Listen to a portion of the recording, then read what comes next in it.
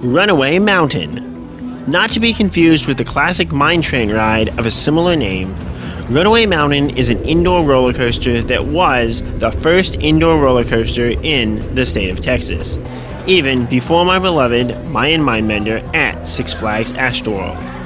But since one can't see much on the outside of this coaster, is this just another tame family ride at Six Flags Over Texas, or does it offer solid thrills?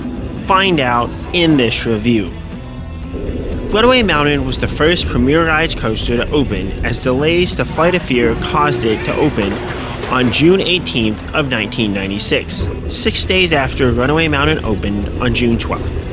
It is also a unique Premier Rides coaster, as normally this manufacturer makes either the LIM coasters like Poltergeist, Flight of Fear, and Mr. Freeze, or more recently, Skyrocket coasters like Tigress.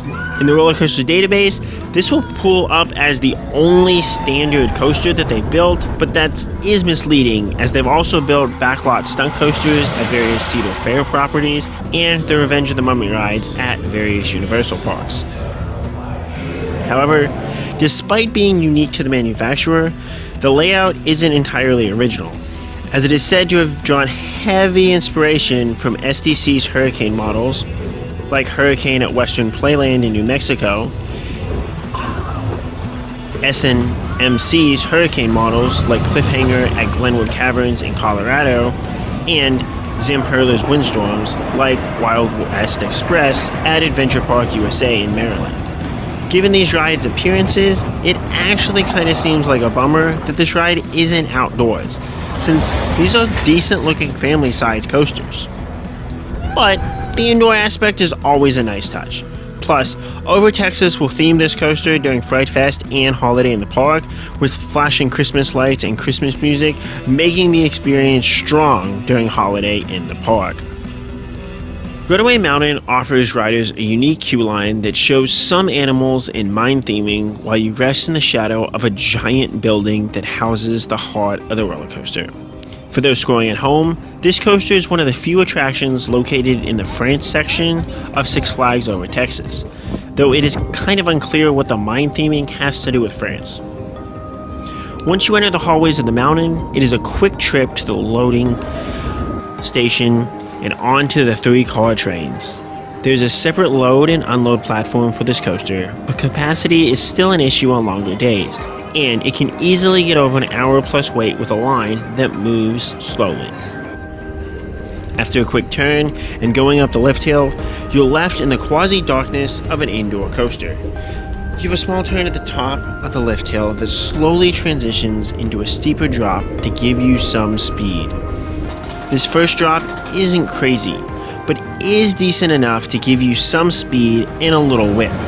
This is followed by going up into an airtime hill that you'll take too slowly to offer any nice forces or airtime, but you will at least feel the drop a little bit.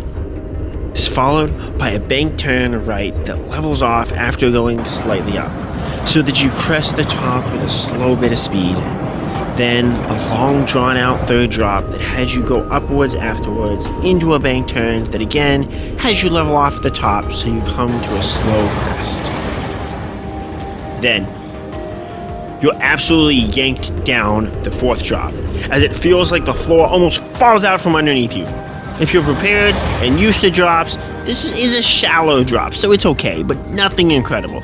If you're unprepared and riding this for the first time, this drop is absolutely wicked. Some, like my brother, even came off claiming this had to have been an inversion due to the crazy forces induced here, but it isn't.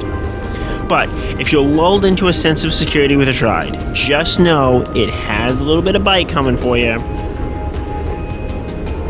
After the fourth drop, you continue the turning motion of the drop another 180 degrees before popping upwards and slowly rounding another turn.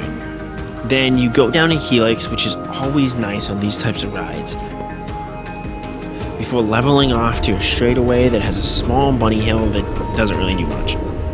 Finally, you have a half upwards and then downwards helix that finishes your ride before sending you to the final brake run. The preceding course description needs a little clarification as well, as this coaster rides differently during holiday in the park.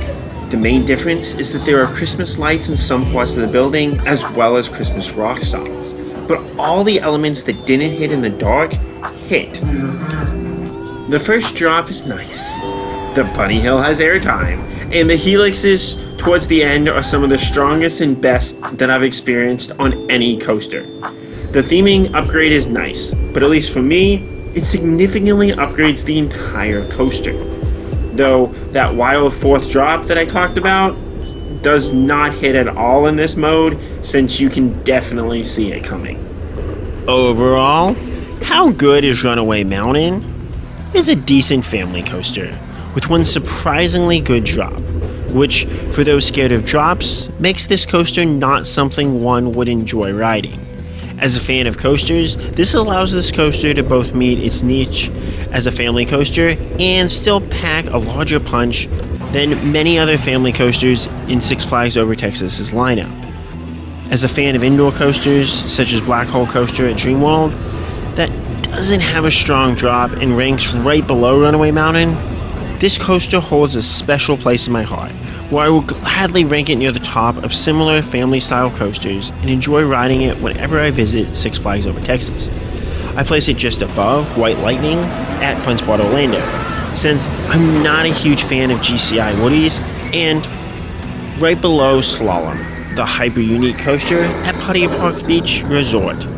Despite my love for this ride, just know that it isn't anything super special as a coaster, but plays well given its one nice drop and overall style. Do you enjoy riding indoor coasters? What are your thoughts on Runaway Mountain? Does it need more theming, or does its theming and style work? Let me know, and as always, Cupcake Crap.